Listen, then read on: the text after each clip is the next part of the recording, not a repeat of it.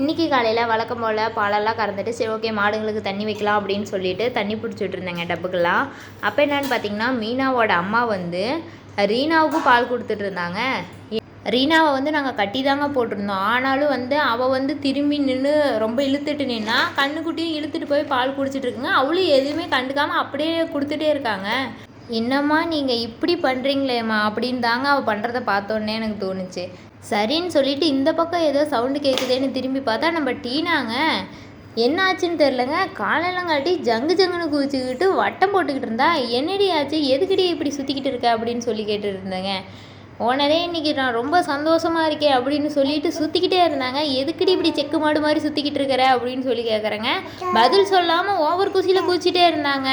ஏன்னா நாங்கள் வந்து காலையில் வந்து கண்ணுக்குட்டி வந்து கொஞ்சம் நீளமாக கவுருவிட்டு கட்டிடுவோங்க. ஏன்னா வந்து ஒரே இடத்துல நிற்கிறனால கால் ஒரு மாதிரியாக இருக்குன்னு சொல்லிட்டு காலையில் வந்து நீளமாக கவுருவிட்டு கட்டிடுவோம். சரி விளையாடுவா அப்படின்னு கட்டுனா அவன் என்னடானா தண்ணிக்கு அவுத்து விட்டங்க மாட்டையெல்லாம். வரப்போகிற மாட்டையெல்லாம் வம்பிழுத்துக்கிட்டு சண்டைக்கு வா, என் கூட சண்டைக்கு வா அப்படின்னு சொல்லி சண்டைக்கு கூப்பிட்டுட்டு இருக்காங்க. அடங்காதவ. நம்ம கச்சஃப் யாருன்னு அவளுக்கு தெரியல போலங்க.